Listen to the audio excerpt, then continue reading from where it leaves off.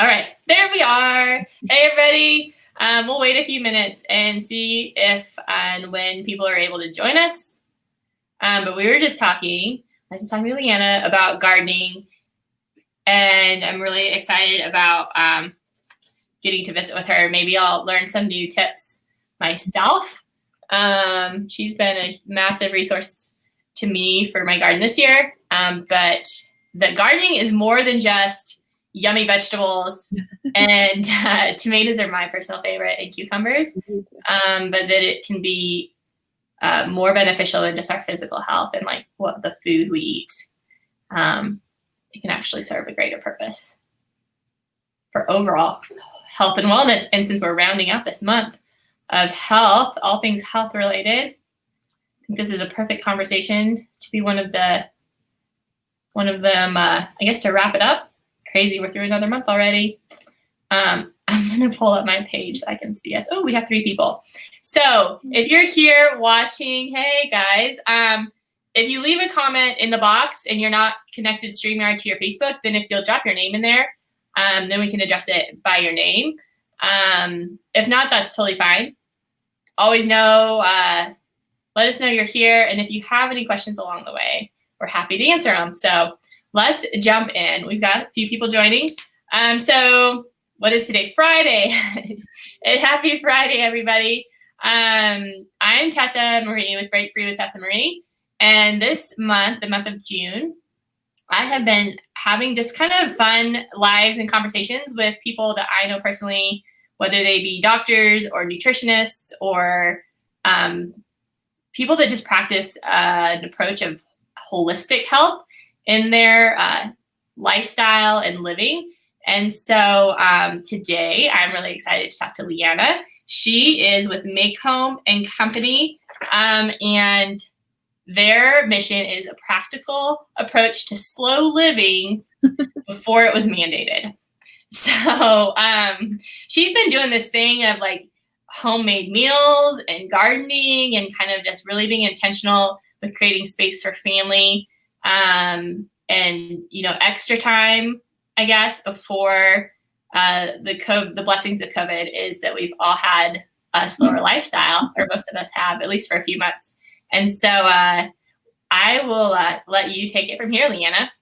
Thank you. So we're going to start, I think, with just kind of introduce yourself, kind of how you got into gardening, and then what we're going to talk about in regards to gardening today.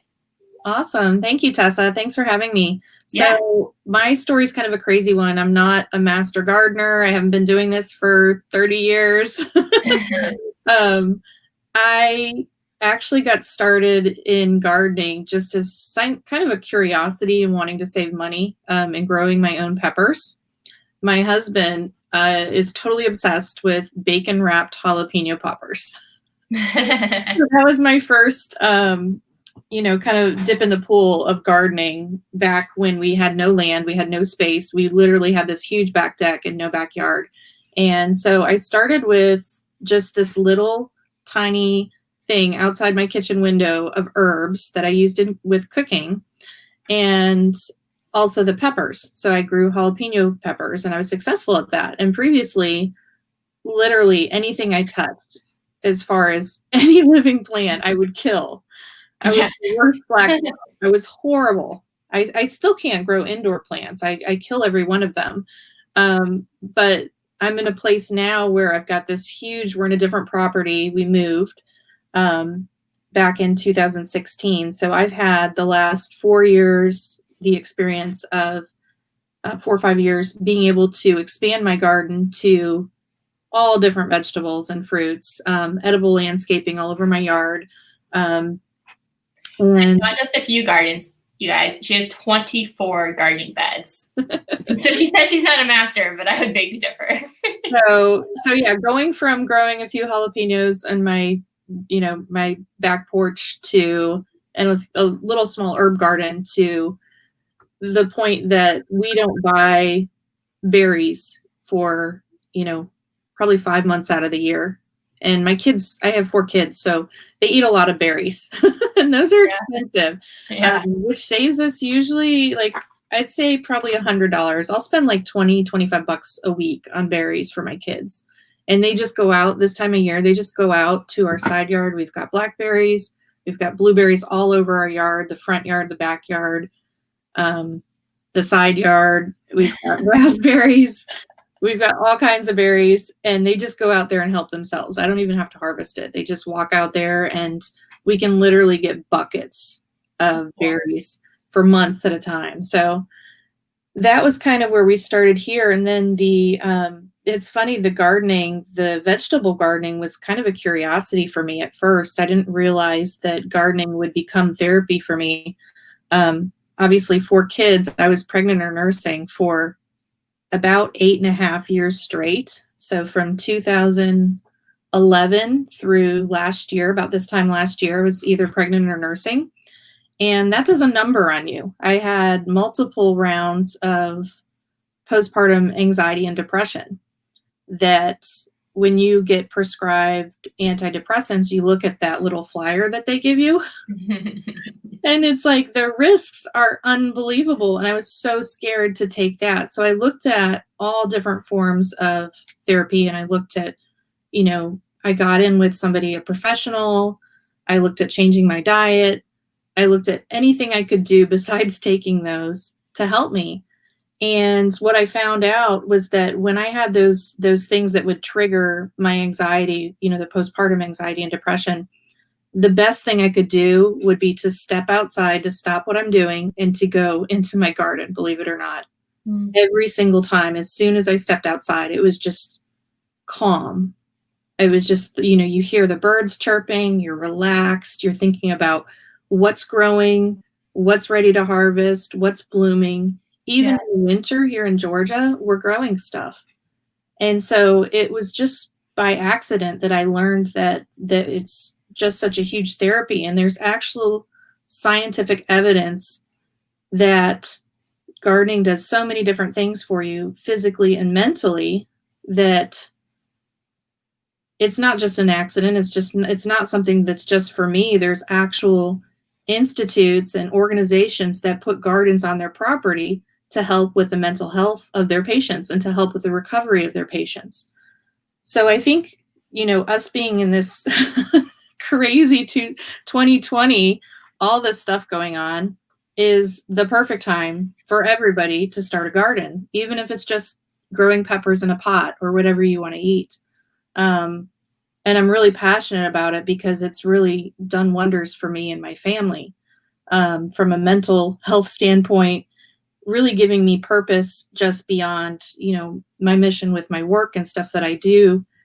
When you're actually growing something from seed, be able to see that and come from absolutely nothing to see that miracle of it turning into something that can sustain you and your family, and you're not going to Whole Foods or wherever. You're not even have to, you don't have to leave your house other than in your backyard and pick some organic fruit and vegetables and be able to have it, within minutes on the table is pretty darn amazing to experience. It's something that if you haven't had a homemade, homegrown, pasta sauce, you've got to try it. It's unbelievable. It's like you can't compare it to anything else. And the same thing with, sweet potatoes. That's something I've been doing for the past 3 years.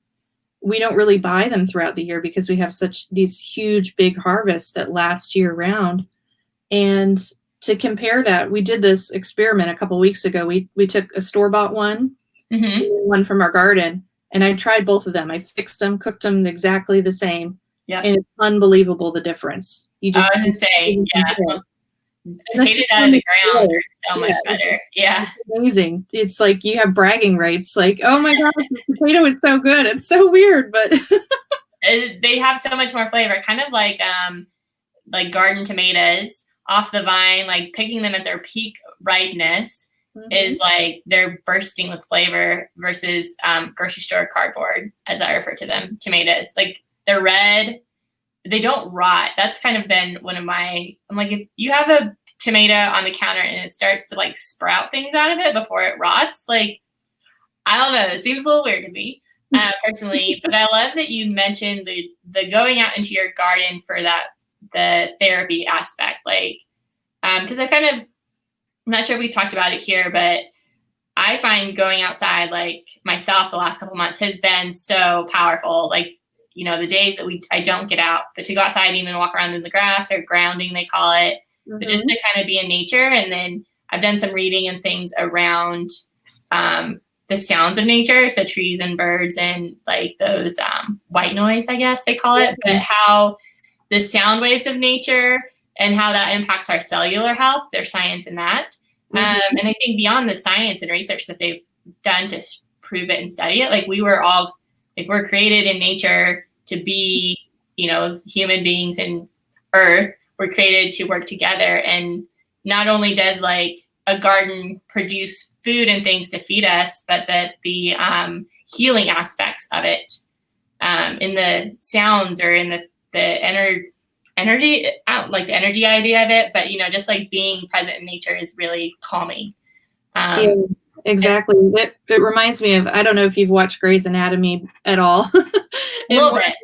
In one of the more recent seasons, they put a green room. So they have this room, and this is in the series, in the show, that they have this entire room full of plants. Like it's an interior room. I don't think it even gets sunlight. So they have fake sunlight and plants that they put their patients in to help them heal. Huh. And you see that in TV, but it's actually a real thing. And if you want to take it one step further, the Japanese have this expression that can be translated. The English translation is forest bathing. So getting yourself amongst the trees in the green, so surrounded by green and nature and the trees, even taking it as far as, like you mentioned before, the grounding.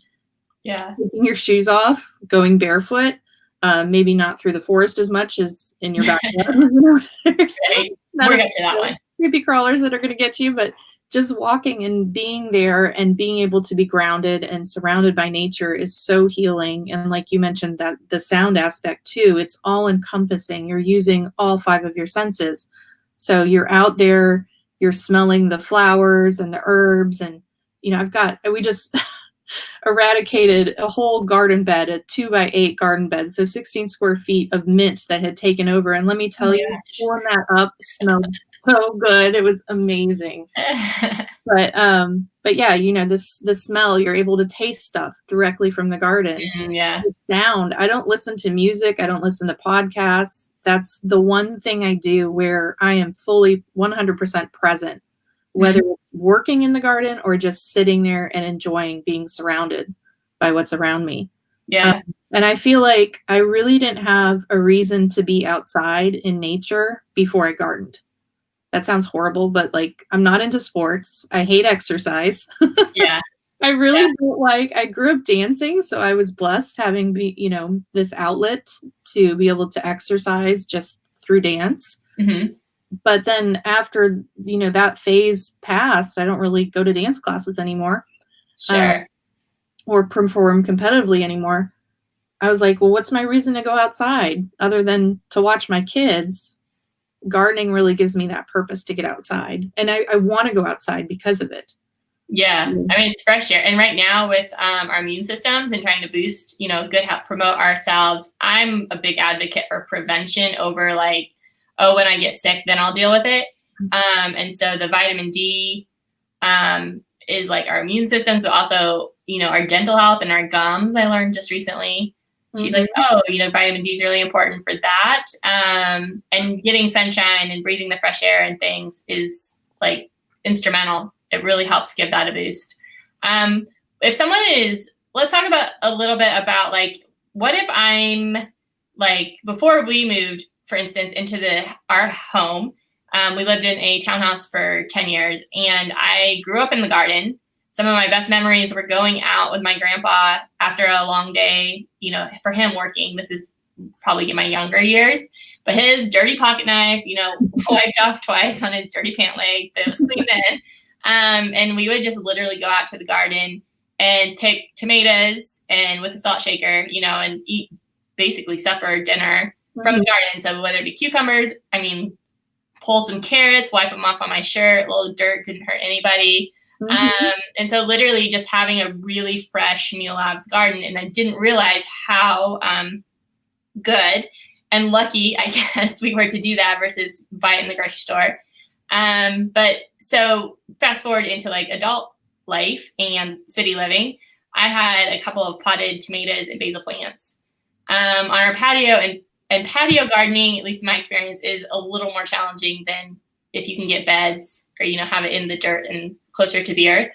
But what are some tips, like for someone who just is curious about it, wants to get started? You just mentioned you're putting in beds now. I would have thought it was too late to even start planting. And this all depends on regional, right? And what zone you're in. But what are some practical ways someone can just kind of get started? Like, I don't know where to start. I want to do the basics. What do I do? I'd start by finding out what zone you're in. So we are, you're probably in zone 8A, I'm guessing, down in Atlanta. We're further north, so I'm in 7B, but you can go to just Google gardening zone. It's probably going to pull up a agricultural website, Department of Agriculture, or a local extension office when you Google to find out what zone you're in. And then you can start checking for planting schedules to see what's in season. So right now I'm not going to plant broccoli in June because that's a cold weather crop. I'm going to start those indoors and I'm going to plant that in the fall, and I'm going to have my broccoli harvest in the winter and then early spring. So you're going to find out stuff by that, or just even asking your neighbors, hey, what are you growing in your garden right now? And you can grow that. Here in Georgia, I know that I can garden year round, and we have such a long gardening season that I'm planting stuff like tomatoes that have a really long, they take a long time to produce. Yeah. Especially from seed, but also pumpkins. Those are 100-day crops. They take 100 days. That's a long period of time to grow. And I'm still planting it here in Georgia because we don't have our first frost until October or November, depending on what part of Georgia you live in. Sure. So you want to find out what your first and last frost dates are. That's kind of your growing window for those warm weather crops. But just starting some basic research on what you like to eat and what you want to grow. So, for example, we've both mentioned the tomatoes. That's one thing that is something that's going to be remarkably better tasting if you grow it yourself, and more nutrient rich if you grow it yourself.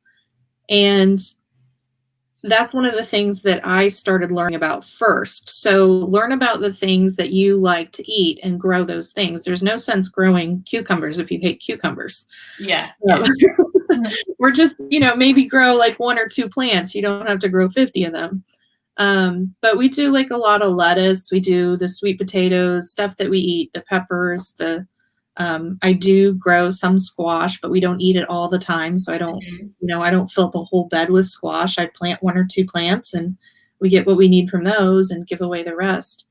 So yeah, I like to think of it as each plant has their own little personality. They have their own strengths and weaknesses.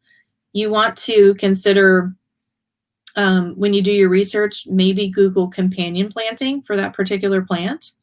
So if you were going to plant, let's say, green beans and tomatoes and onions, I would Google, companion planting tomatoes to see what's friendly with the tomatoes. I could plant the onions near the tomatoes, but I wouldn't plant the green beans in that same bed right next to them. And tomatoes like certain things, like you mentioned the basil before we went live. Yeah. The basil's helping keep the pests away. Any of those aromatic herbs are going to help keep pests away, but you want to make sure it's the right aromatic herb because some of them are not going to play nice with certain fruits or vegetables. Interesting. So I just like to study my particular favorite fruits and vegetables that I plan on planting for that particular season and take a lot of notes on them. And then I just go plant them. Yeah. I think that's really helpful. Like even just like companion planting, to think about that. For me, the tomatoes and basil this year was a happy accident. But it has worked and helped so much with the bugs, even on cucumbers. The cucumbers last year I planted in the same place and the bugs got them. So they didn't produce. But not this year because there's a little basil plant there. So maybe, I'm guessing, I haven't sprayed it, so I'm guessing that's been helping a lot. And I think the other thing, if you've never gardened before, like I sometimes overplant. So I have way too many tomato plants probably in my garden than necessary. But last year it didn't have such great success. So this year, and I love tomatoes, so I, plant a bunch of plants just in case a couple of them don't turn out. But the herbs and tomatoes and even squash or cucumbers, one vine will produce so much if it's healthy and grows well. Mm-hmm. The basil plants out there. I told my husband last night we made homemade pesto. I'm like, do you know how much they charge for 4 leaves of basil in the store? And I have a plant out here that just keeps, it's like a weed almost. Mm-hmm. And it's so funny. Like you said, saving money, it's costly and there's a lot of labor and time and transportation and all that to get it to our grocery stores. So it makes sense. And yet, if we just have a little space or even a single potted basil plant can produce loads of basil and homemade pesto. And that was one thing I had on our patio, and I was trying to give as much basil away to my neighbors because it was just growing. And so the gardening zones, the companion planting, those are 2 things to start with. What are some hesitations or maybe myths, if you will, that reasons why people are hesitant to start gardening? Yeah, I think that people hesitate because they think it needs to be perfect from the beginning. I think if you walk into it with the attitude, and this was going to be one of my items, probably my number one thing to start with is the right attitude. Gardening really forces you to stop that perfectionism attitude if you're walking into it right. If you go into it as looking at it as a giant experiment, and hey, you know what, I'm going to try this. And if it's a total fail, that's okay, because I still had that experience of getting outside and getting my hands in the dirt. That's a win. And if I just happen to get a harvest, that's a bonus. Yeah. I'm not expecting it. I'm just, we're trying this out. So that was my attitude going into it. And I find that when I have that attitude, it's amazing what pops up. Once you're a couple years into it, you're going to have a maturity in your garden space where you're having all different plants that are growing up around it. So if you're planting not just in those raised beds, but in the landscaping, putting flowers that are going to bring those bees over, year 3 is going to be remarkably better than year 1 when you didn't have those mature flowering plants nearby, because you're going to have a lot of pollinators there that you didn't have before. So you're going to have better yields. That makes sense. So you have to go into it with that attitude of, hey, this is year 1. Year 1 is going to look not going to look like my year 4, because I've had so much more time to learn. I've had more time to plant up this infrastructure in my garden, and to understand, things like companion planting and understanding soil health. That's another thing I would look at, is focusing on soil health. So we do all organic gardening. I do not use any pesticides in my garden. I don't spray with anything other than, the powdery mildew spray is something you can just use milk from the fridge and water mixed together. Okay. Will help prevent powdery mildew. So we look at all natural things to do. Companion planting has a big role in organic gardening. And the soil health. So we add in as many different types of organic material as possible. The more diverse makeup of the soil that you have, the more nutrients you're going to have in your food. There are more microbes in 1 teaspoon, just 1 teaspoon of soil, than there are people in the world. That's mind-blowing. Yeah, it's crazy. And that is, if you think of us and I know you've heard of gut health. Everybody that's into nutrition or knowing anything about wellness in general knows that your health has a lot to do with your gut and what you eat and the good bacteria that you put into your gut. So if you think of, in terms of plants, the soil is their stomach.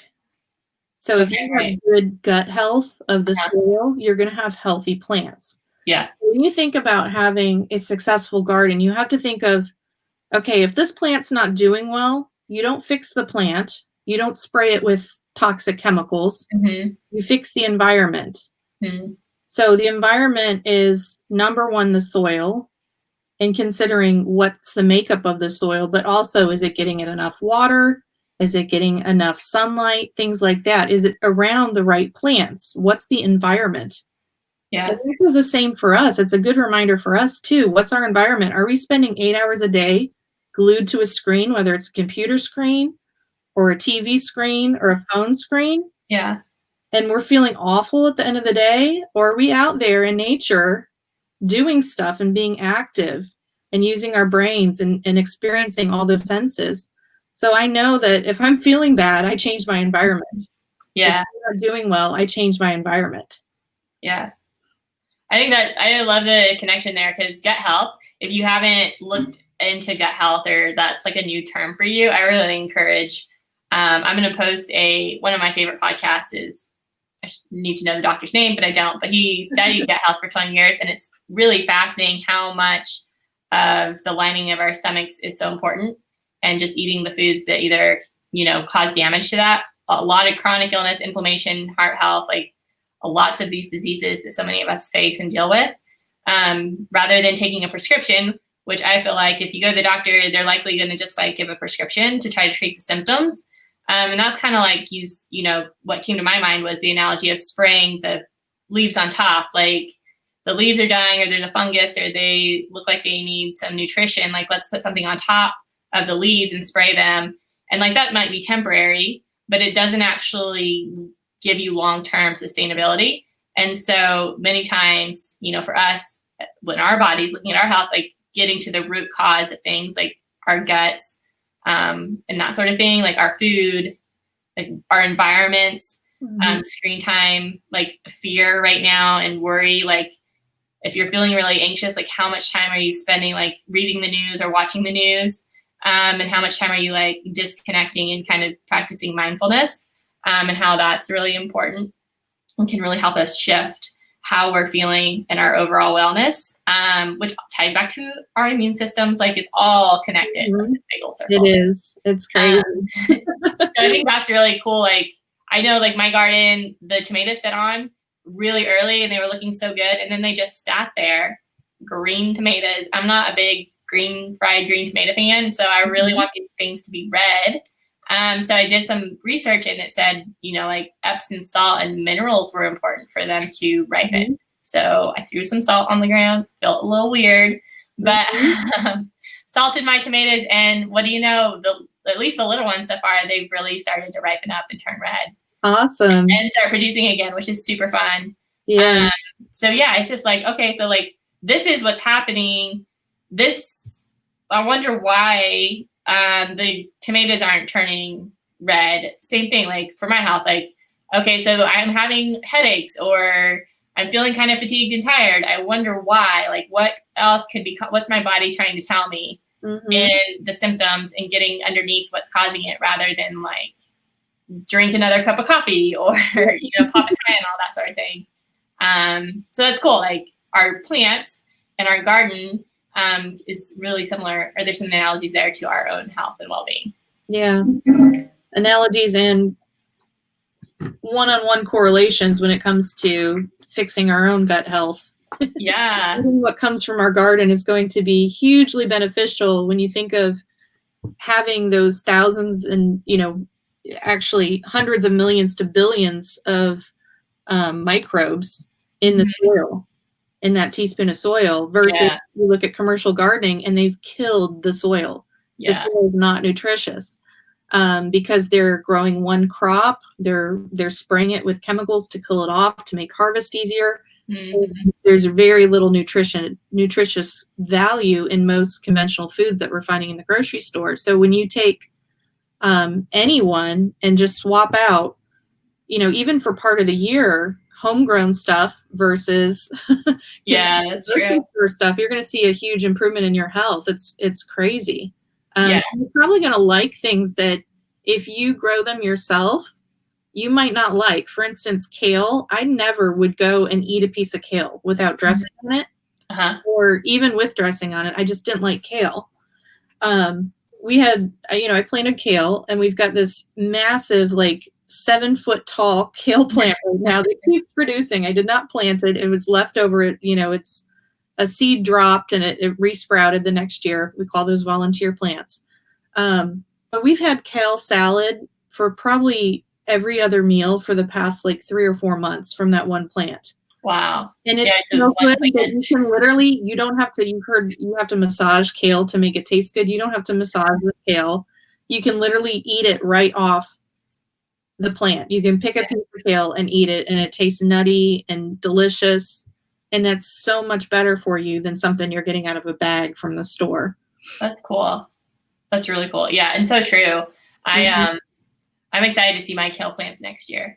I have 2 of them, and they like to be picked because I was like, I'll just let them keep growing. But what I discovered was once I started picking them, then all of a sudden new growth started showing up. So same with my basil plants.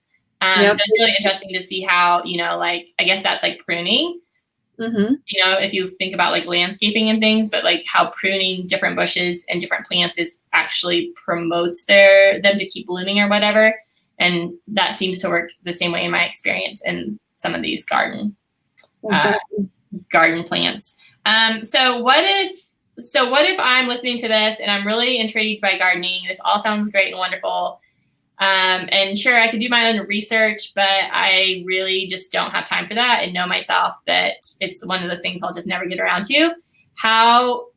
What resources might be available for me to have my own garden? Definitely.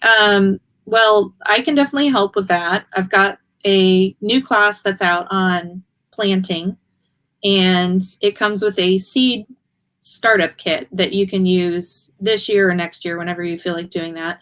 That's a great place to start. I'd get on to Instagram and start looking at other people, like the garden to table hashtag is a great place to start. Edible landscaping is a great hashtag to look at if you're on Instagram, to start following people that are gardening. Just start thinking about it. And then if you're local in the Atlanta area, or North Georgia area, I do have kitchen garden consultations. I'm doing another one tomorrow morning. And I actually go out to people's homes. This is if you want something that's more hands-on, walking you through the entire process from, dreaming up and designing your own garden space to actually helping you plant it up and give you tips on harvesting and everything that goes in between, like mixing the right soil mix and stuff like that. So those are probably my more in-depth service that I offer. Sure. And those have really taken off. I've been really busy this year with those because people are really diving into gardening right now. So it's a lot of fun. I've got a couple clients right now that are doing these gorgeous spaces. They chose, we give multiple designs to choose from that fit their space. And they've all selected this garden that's gorgeous, that's got basically a sitting space, an entertaining space in the middle of their garden. Oh, that's cool. That's really fun. So I'm working on a couple of those right now, as far as we're doing a full installation in a couple months for one of those, and someone's just wrapping up doing their DIY with theirs. So those are a couple of resources, and definitely check out those hashtags. Yeah. Your local nurseries and stuff are going to be helpful too, as far as if you're going to a place that's not necessarily a big box store, you're going to have people that have a little bit more knowledge for this. My mentor, I'm part of the Kitchen Garden Coach Society, so I'm a trained kitchen garden coach. Okay. The person that is behind all that training, you might have heard of her, Nicole. She's with Rooted Garden. She just has a book that came out. Let me see. Can you get me my book from over there? From the bedroom? I'm going to see if you can grab this book for you. Okay, cool. Just in April. She was in Better Homes and Gardens in, I believe, April or March too. But that would be a great place to start as well. Checking that out, reading that book. I'm going to see if I can bring that What in. if I have like a garden in an area where I want to I have a space for it, or maybe I've moved into a home that has some beds and I know what kind of vegetables I like to eat. Like I have a pretty good idea of what I want to plant. Is there a way to, maybe part of that virtual consult or garden consult would be like hey, here's what I want to do. Here's the size of my bed. Do you give directive of like, here's what to plant together, spacing, rows? Yes, absolutely. Yeah, we can do really any level of service. So if you have an existing garden, or you've already got maybe you bought a kit or something and you've got that installed already, we're about to put that together. Other one, sorry.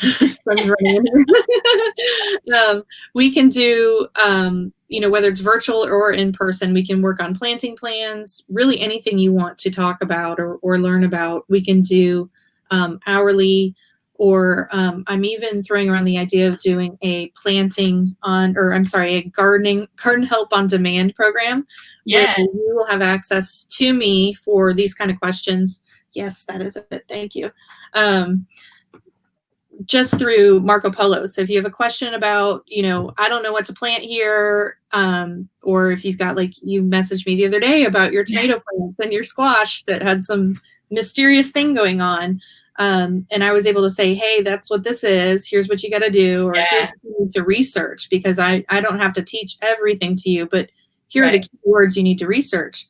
So that's kind of what we would do with that Garden Help on Demand program through, Marco Polo line that we'd have. Here's the book I was talking about. Okay, cool. Garden Revival. There you go. That's my mentor. But there are kitchen garden coaches all across America. Obviously, I'm specialized in my area, which is the North Georgia, Atlanta area. Yeah. If you are watching this and you're up in, the Pacific Northwest or up in Maine, you probably don't want to hire me to teach you in your area. I can teach you some of the things, but you could look up through the Kitchen Garden Coach. It's called Gardenary. You can look at the garden coach in your area. Gardenary. Like ordinary and garden in one. Okay. Gardenary. Okay. Yep. So I'm listed on there. I think right now the only one in our area. In North Georgia or the Atlanta area. And that's the area that I serve. And I'm happy to do coaching. I grew up in Ohio, so I am familiar with that climate to some degree, but it is very different gardening when you are up, bordering on Canada versus when you're down in the deep south and dealing with humidity and a longer growing season. It's very, very different. Yeah. Even living here versus down where you live, it's somewhat different. Interesting. Mm-hmm. Yeah, that's cool. Good to know. Okay, so there's multiple ways, from completely, like, we'll call it hand holding, like dream the perfect garden and then do all the work, get it started for me, and then I get to watch, like, the seed. We mentioned that earlier, like planting the seeds. There's just something really special and unique about planting it, getting your hands dirty, and then watching it sprout and grow, and all the different cycles, I guess, the paths that, you have, like the initial blossoms that are feeding the plant, and then it continues to produce or grow until it's producing. And so all the way to, like, the virtual consulting, or I love the idea of, like, hey, here's my favorite vegetables. What can I do? Mm-hmm. And then it's definitely been really helpful for me having a friend in my pocket that I'm out in the garden. I'm like, oh dear, like, my tomatoes looked so good yesterday, and all of a sudden now, like, half their leaves on the bottom are brown and black. This is not good. Yeah. Something's happening. And so, just what to search for, because sometimes, and it's like you said, zones, areas, like all sorts of different funguses or bugs, especially bugs too. There's kind of like snakes in the South, I've learned. Out in the Midwest, we have like 3 types of snakes. Down here in Georgia, there's countless types. Yeah. And so just something that's kind of native and local really helps pinpoint, and then saves a lot of time on Google. I get a solution, and then I can just go to work and resolve the issue. And also peace of mind. I know that my tomatoes are going to be okay. This is normal. Yeah. This is part of living in the South. We think about, like, we talked about that changing the environment, like powdery mildew in the South. It is a problem, and you're going to look it up and you're going to find the answers on what to do. But what you don't get in those articles is the fact that it's inevitable. It's due to humidity. Yeah. So it's going to happen one way or the other. If you're planting in the spring, what you usually don't find out until you experience is that if you're planting your squash in the fall so that it still has enough time to grow, summer squash, you can grow summer squash in the late summer to early fall, you're going to have a lot less issues with things like powdery mildew, with squash vine borers, things like that. You're going to have a lot less pest issues if you're growing summer squash in the fall, which you're not necessarily going to find online. Right. From experience and from knowing your general area.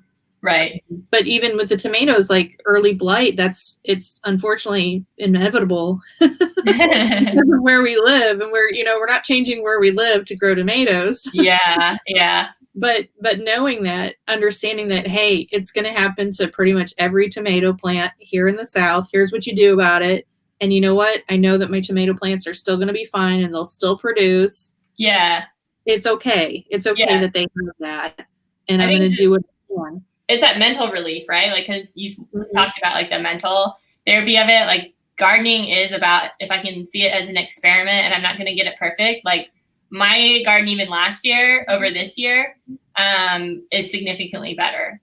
And maybe some by accident, happy accident, but I took what didn't work last year and then troubleshot and then planted this year, and it's helped a lot more. And I'm sure next year will be better.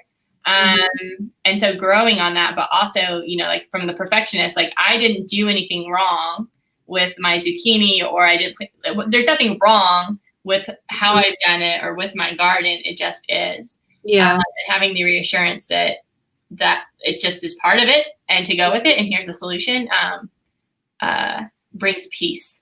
Yeah. It's overall. not you. It's not you. It's not me. It's living in Georgia. That's really cool. Okay, so how can people get in touch with you and connect with you if they are interested in learning more? The best way is through my website. I've got everything connected through there. It's maycomb.com. That's MAYCOMB co.com. That is kind of our parent company. My gardening stuff is on there. There is a garden portion of that website. Okay. That you can get to me from that website. We've I think connected through the photography industry. I've been a photographer for 20 years, so this gardening is kind of a new turn for me that I love. But we've like the slow living stuff, that's been something we've really embraced personally for 10 plus years on this journey of health for ourselves, and being a business coach for 15 plus years.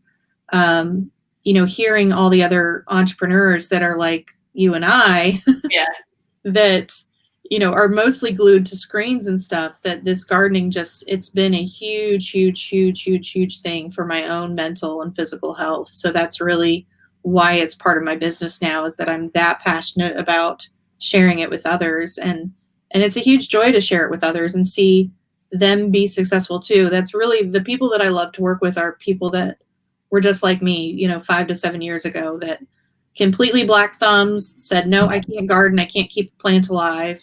And to work with them and to see them have that same joy that I have now in growing and being able to eat their own food is pretty cool. That's cool. That resonates for me, because that's like the coaching side. Like, photography's been wonderful and all, but like to know the impact and transformation I've had in my own life, it's like once you finally find something that shifts, and it's not like another sales thing, or it's not marketing, or it's not all the things the industry fed for so many years. Not that that's not important, right? But like, if that's not working, then like what else is connected?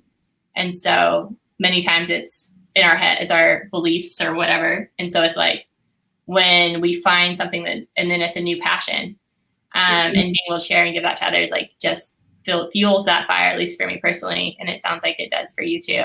Like we figured out, we've got the like tools, right? Like, way more about what works in the garden. And it's great to be able to share that with others, so that they can have the same experience and joy and passion. And so that's really awesome. I really appreciate your time. I hope that people will check out maycomb.co. And I'm excited about this whole virtual gardening assist. Something with a pocket, like gardening friend in the pocket. I don't know, play off ideas there. But whether it's just getting started and just busting the overwhelm rather than be overwhelmed and shut down and wait till next year. Like if you're in Georgia, I had no idea. There's still time to plant a garden and have a harvest before the first frost. So no excuses, y'all. Yeah, I mean, even if it's September, you can start a garden. If it's January, you can start a garden. There's really no bad time to start a garden. I'm so excited. Now I know that my garden in the back doesn't have to just be dirt all winter. We will be talking because my husband will be so glad to have something green back there. And even better that it'll help feed us through the fall and winter. So I really appreciate our time. I know I learned, had gained insights, and I'm sure that others did as well. So I will see everyone at another live. I think we've got 1 or 2 more before the end of the month, or possibly roll into the first week of July. And again, I'll see you later. Thanks, Liana. Thanks for having me. Yeah, you're welcome. See you. Bye. Bye.